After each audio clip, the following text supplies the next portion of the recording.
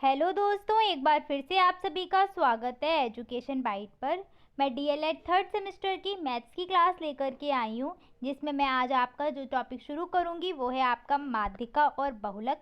इससे पहले हमने समांतर माध्यिका टॉपिक पढ़ा था, जिसको कंप्लीट कर लिया है। बहुत ही इंपॉर्टेंट टॉपिक था और यहाँ से आपका एक प्रश्न हर बार परीक्षा में पूछा गया है, तो इसको अच्छे से तैयार कर लो। कभी कभार आपका माध्य से जुड़े हुए माध्यिका और बहुलक के क्वेश्चन भी आ जाते हैं, तो उनको भी हम आज की क्लास में कंप्लीट कर लेते हैं। चलो स्टार्ट करते हैं। माध्यिका, माध्यिका को इंग्लिश में हम कहते हैं मीडियन और बहुलक को कहते हैं मोड।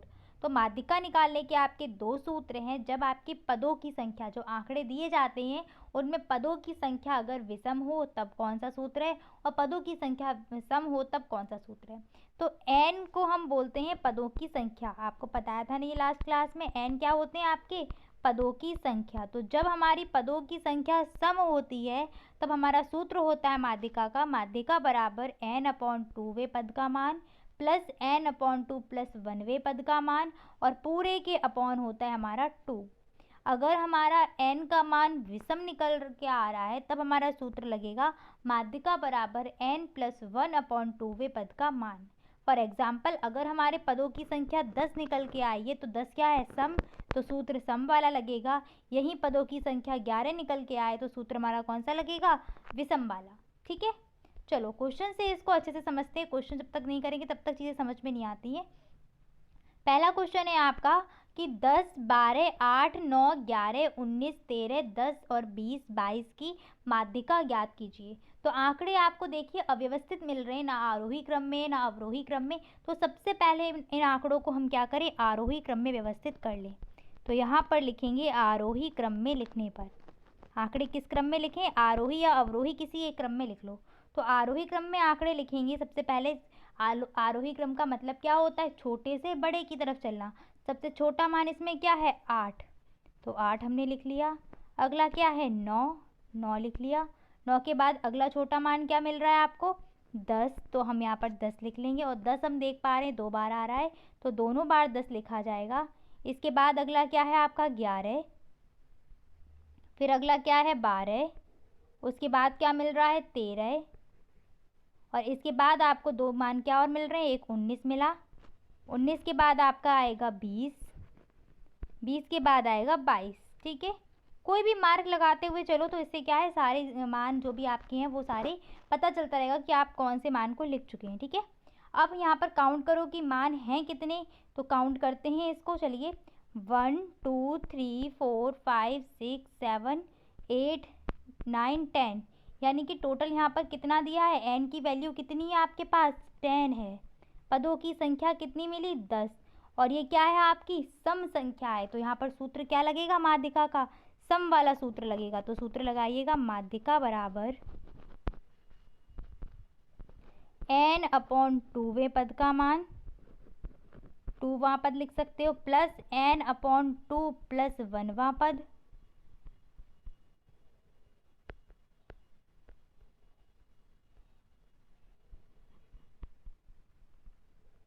और पूरे के अपॉन क्या आ जाएगा आपका 2। ठीक है, अब हम क्या करेंगे, n की जगह हम क्या रख सकते हैं, 10 रखेंगे। ठीक है, तो n की जगह हम फटाफट से क्या रख लेते हैं, 10 रख लेते हैं। सूत्र मैं यहाँ पर हटा दे रही हूँ, सूत्र तो मैंने आपको बता ही दिया। तो हम क्या करते हैं, n की जगह रख लेते हैं 10, 10/2 वे पद का मान प्लस 10/2 प्लस 1 वे पद का मान, और अपॉन 2। हमने इसको काट दिया किससे, 2 से, तो 2 पंजे 10 बचेगा यहाँ, और यहाँ पर 2 पंजे 10 और 5 और 1 कितना हो जाएगा, 6। तो यहाँ पर क्या आएगा, 5वां पद और प्लस 6वां पद बटे 2। अब 5वां पद आपका कौन सा है वो काउंट करके आओ। तो पहला, दूसरा, तीसरा, चौथा, 5वां और 6वां, यानी कि 11वां है, 11 है आपका 5वां पद और 12 है आपका 6वां पद। तो यहाँ पर लिख दो 11 + 12 बटे 2। सॉल्व कर लीजिए, 11 और 12 कितने हो गए आपके, 23, 23/2, 2 से डिवाइड करो, 2 एकम 2, फिर 2 एकम 2, 1 बचेगा, दशमलव लगाया, 2 पंचे 10, यानी कि कितनी माध्यिका निकल करके आई है, 11.5। यही आपका आंसर हो गया। ठीक है, अगला क्वेश्चन है आपका, किसी कक्षा में 8 बालिकाओं की ऊंचाई सेंटीमीटर में दी गई है। 140, 142, 135, 133, 137, 150, 148 और 138। इन आंकड़ों की क्या चाहिए हमको? माध्यिका निकालनी। तो सबसे पहले हम क्या करें, इन आंकड़ों को किस क्रम में व्यवस्थित कर लें? आरोही क्रम में लिखने पर। आरोही क्रम में। अब आरोही क्रम में लिखिए, सबसे छोटा मान कौन सा है आपका? 133। तो हमने यहाँ पर सबसे पहले लिख लिया 133। इसके बाद आपका क्या आना चाहिए? 135। तो हमने लिख लिया यहाँ पर 135। अगला क्या आएगा? 137 आएगा। 137 आ गया। इसके बाद आपका आएगा 138। नेक्स्ट आएगा आपका 140। नेक्स्ट आपका कितना आएगा? 140 के बाद 142। अगला आपका 148 और उसके बाद आपका मिलेगा 150। कितने आंकड़े हैं आपके पास? 1 2 3 4 5 6 7 8, यानी कि n का मान कितना मिला आपको? 8 मिल रहा है n का मान। तो सेम वही माध्यिका का सूत्र लगाएंगे। माध्यिका बराबर n/2वां पद, यानी कि 8/2। ठीक है, तो 8/2वां पद प्लस 8/2 प्लस 1वां पद, और बटे कितना हो जाएगा आपका? बटे हो जाएगा 2। 2 से काटा 2 चौके 8 और ये 2 से काटा 2 चौके 8, यानी कि क्या बनेगा? चौथा पद और पांचवा पद। 4 और 1 कितना हो गया? 5। ठीक है, सीधे सीधे काउंट कर लो। चौथा पद कौन सा निकल के आएगा आपका? चौथा पद बताइए कितना आ रहा है यहाँ पर? तो 1 2 3 4। चौथा पद कितना निकल करके आया है? 138।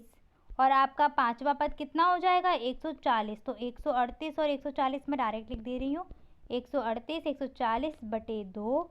138 और 140 को ऐड करिएगा तो 8 4 3 7 और एक 2 278/2। और जब इनको काटेंगे तो कितना बचेगा आपका? 2 एकम 2, 2 तियां 6, 1 बचा, 2 निम 18, यानी कि 129 आपका निकल करके आंसर आया है। कितनी माध्यिका निकल के आई है? सॉरी 139, 29 नहीं 139। ठीक है, एक कम 140, तो माध्यिका कितना आएगा इसका? 140।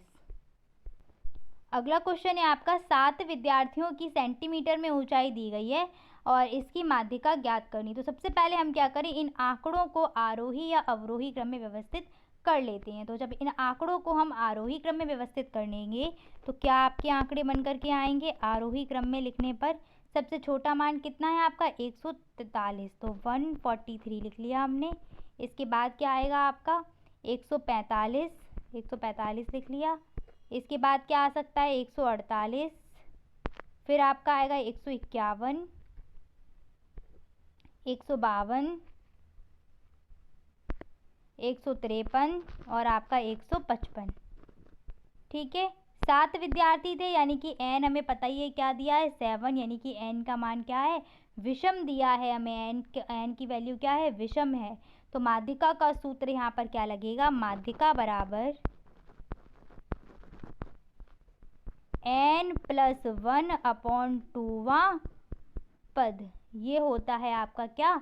विषम का सूत्र। तो n कितना है? 7 + 1/2वां पद।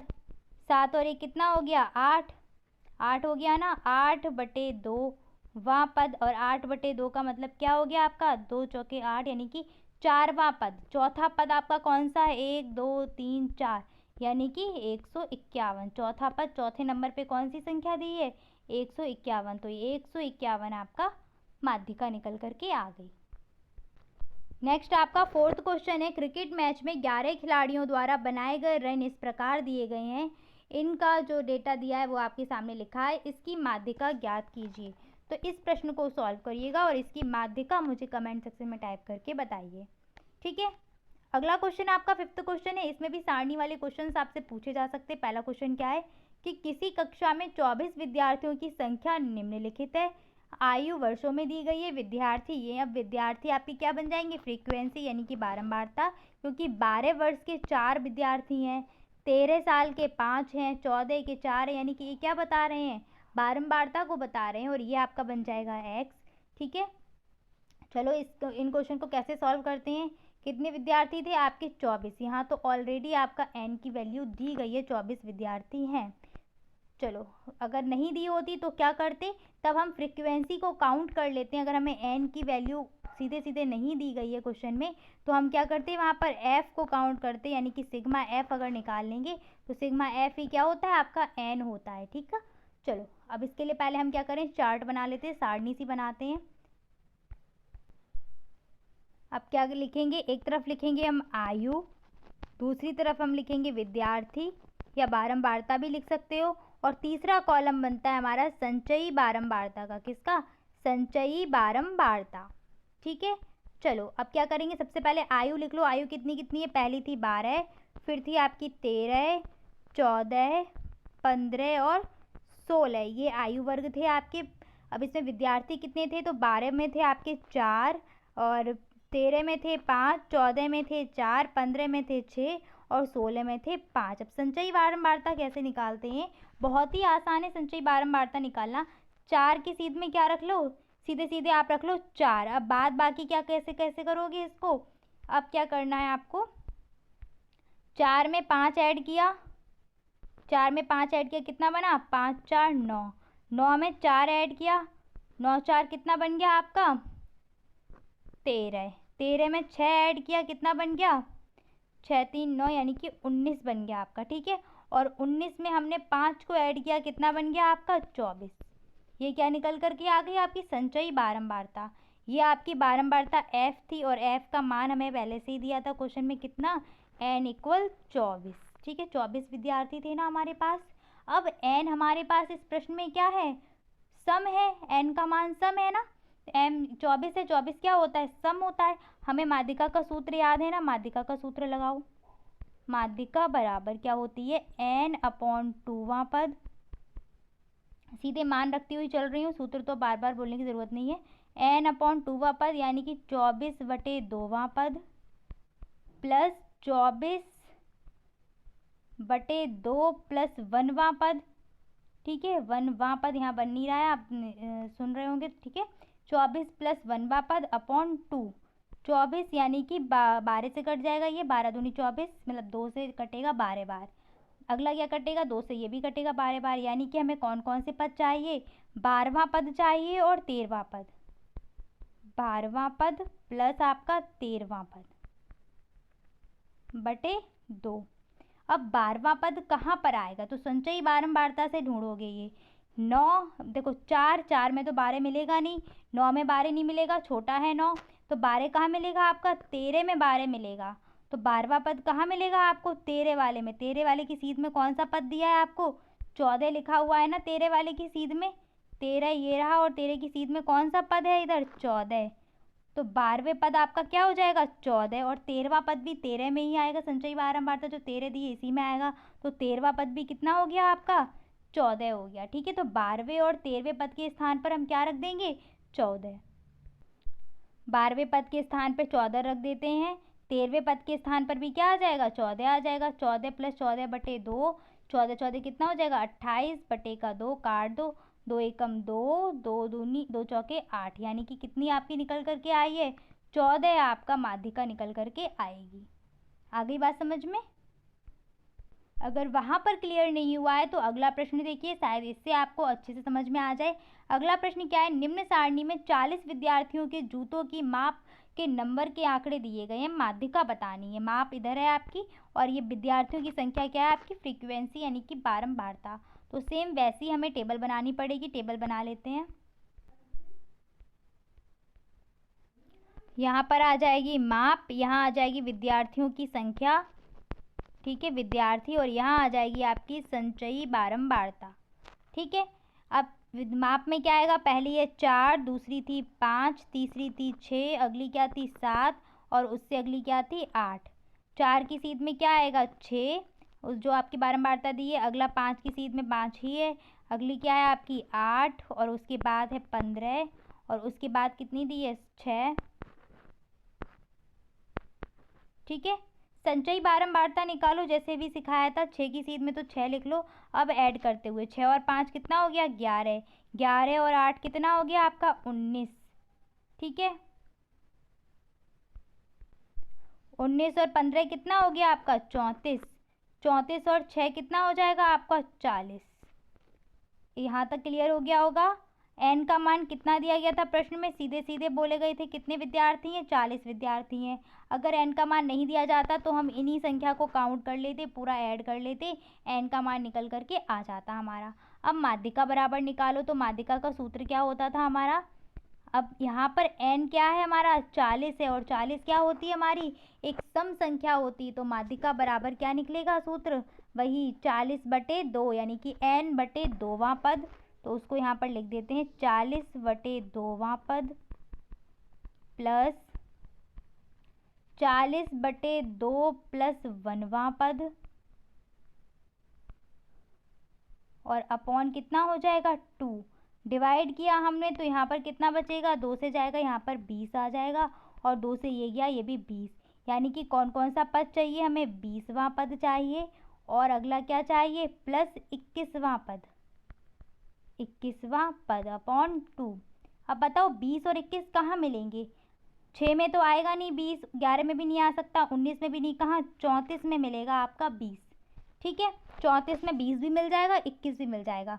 तो 20वां पद आपका कौन सा बनेगा, 34 की सीध में आपकी जो भी माप लिखी होगी वही बन जाएगी क्या आपका 20वां पद। 34 की सीध में क्या लिखा है 7, और 21वां पद क्या है आपका, ये भी 34 के अंतर्गत ही आएगा। तो 21वां पद भी क्या बन जाएगा 7, यानी कि 20 और 21 पद क्या क्या है आपके 7 प्लस 7/2, 7 कितना हो गया 14/2, 2 से भाग देंगे 2 सत्ते 14, यानी कि माध्यिका कितनी निकल करके आई है 7 माध्यिका निकल करके आई है। अगर यहीं पर n की संख्या विषम होती तो हम विषम वाला सूत्र लगाते। सूत्र क्या होता है विषम का, विषम का सूत्र क्या होता है n+1/2वां पद। तो आप ये सूत्र लगाते और आपका आंसर निकल करके आ जाता। अगला प्रश्न है आपका बहुलक ज्ञात करने का। तो आपको यहाँ पर दिया है कि 12, 12, 13, 12 और 10 का बहुलक ज्ञात करो। बहुलक आपकी वह संख्या होती है जो आंकड़ों में सबसे ज़्यादा बार आई हो। तो यहाँ पर देखिए 12, 12, 13, 12, 12, 13 और 12 में सबसे ज़्यादा बार कौन आया है, 12 ही आया है सबसे ज़्यादा बार, यानी कि 3 बार। तो बहुलक क्या बनेगा इस प्रश्न का, बहुलक हो जाएगा आपका 12। बहुलक बहुत इजी होता है, बहुलक को ध्यान रखना कि जो संख्या आपकी आंकड़ों में सबसे ज़्यादा बार आएगी वही आपकी क्या कहलाती है, बहुलक कहलाती है। ठीक है, अब बारंबारता बंटन में बहुलक कैसे ज्ञात करोगे, बहुत सिंपल है। यहाँ पर दिए गए हैं आपके पद, पद क्या दिए हैं 12, 16, 20, 24 और 28। नीचे इनकी क्या दी गई है बारंबारता की, 12 पद आया है 3 बार, 16 जो है 16 संख्या 8 बार आई है, 20 आई है 26 बार, 24 संख्या 6 बार आई है और 28 संख्या 3 बार आई है। ठीक है, तो जिस पद की बारंबारता सबसे ज़्यादा वही आपका बहुलक। तो देखो किसकी बारंबारता सबसे ज़्यादा है, बारंबारता वाली लाइन को देखिएगा, बारंबारता में सबसे बड़ा कौन है आपका 26। ठीक है, और किसकी बारंबारता है, ये 20 की बारंबारता है। तो बहुलक आपका क्या बन गया 20। ठीक है, जिस पद की बारंबारता सबसे ज़्यादा होगी वही पद आपका बहुलक कहलाता है। ठीक है, सॉरी 20 लिखा है ये, ठीक है 20 आपका बहुलक है। अगले जो आपके यहाँ से प्रश्न बन सकते हैं वो है आपके माध्य, माध्यिका और बहुलक से जुड़े हुए संबंध से प्रश्न। तो संबंध को याद रखिएगा, इनका संबंध होता है बहुलक बराबर 3 गुणा माध्यिका माइनस 2 गुणा माध्य। ठीक है, कैसे लगाएंगे क्वेश्चन से देखते हैं इसको। पहला क्वेश्चन क्या है कि किसी आंकड़े का माध्य आपको दिया गया है 40, बहुलक दिया गया है 25, तो माध्यिका ज्ञात करनी है। फॉर्मूला क्या बताया था अभी आपको, बहुलक बराबर, तो पहले हम सूत्र लिख लेते हैं क्योंकि अभी सूत्र अभी आपको याद नहीं हुआ होगा। बहुलक बराबर 3 गुणा माध्यिका माइनस 2 गुणा माध्य। ठीक है, चलो अब इसको फटाफट से सॉल्व करते हैं, मान रख देते हैं और कुछ करनी नहीं। बहुलक कितना था हमारे पास 25, माध्यिका कितनी थी, माध्यिका तो निकालनी है तो 3 गुणा माध्यिका ही रहने देते हैं, 3 गुणा माध्यिका, और माध्य कितना था हमारे पास, माध्य था 40, तो माइनस का 2 गुणा 40, 4 दूनी कितना हो गया 8, तो 25 बराबर 3 गुणा माध्यिका माइनस का 4 दूनी 8 यानी कि 80, 80 को पक्षांतर किया कितना बनेगा 25 प्लस का 80 बराबर 3 गुणा माध्यिका। 3 को भी पक्षांतर कर लो, सीधे सीधे कर देते हैं, 3 आएगा इधर आपका भाग में तो बटे 3 हो जाएगा, बराबर क्या हो जाएगी आपकी माध्यिका। चलिए सॉल्व करते हैं। तो यहाँ पर क्या बनेगा आपका 8 2 10 हो जाएगा, यानी कि 115। 115 हो गया आपका, बटे कितना हो गया, सॉरी 105 हुआ है, क्या कर रही हूँ मैं, 105। 8 2 10 हो गया ना, 105 बटे का 3।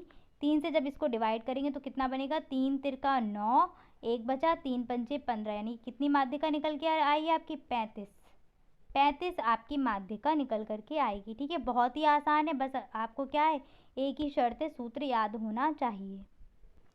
अगला प्रश्न है आपका, यदि आंकड़ों की माध्यिका 24 हो तो और माध्य 17 हो तो बहुलक ज्ञात करना है। तो पहले फॉर्मूला लिखो, क्या होता है, बहुलक बराबर 3 गुणा माध्यिका माइनस 2 गुणा माध्य। माध्यिका कितनी है हमारे पास, 24, तो 3 गुणा 24 और माध्य कितना है, 17। 2 गुणा 17, 3 का गुणा करिए, 3 चौक 72 हो जाएगा आपका। नेक्स्ट 17 दूनी 34। सिंपल है, घटा दीजिए भी इसको। 12 में से 4 गए, कितना बचा, 8, और 6 में से 3 गए, कितना बचा, 3, यानी कितना बहुलक निकल करके आएगा आपका, 38। ठीक है, उम्मीद कर रही हूँ आप इसको समझ गए होंगे। आपका जो चैप्टर है ये कंप्लीट हो गया है। नेक्स्ट क्लास में आपका नेक्स्ट चैप्टर स्टार्ट करूँगी, जो है आपका आयतन और धारिता, जहाँ पर आपको घन, घनाभ, शंकु, बेलन, इन सब के आयतन देखने पड़ेंगे। ठीक है, अगला टॉपिक याद रखिएगा आपका क्या है, आयतन और धारिता। चलिए मिलते हैं नेक्स्ट क्लास में, तब तक अपना ख्याल रखिएगा। Thanks for watching and please like share and subscribe my channel. Bye bye, take care.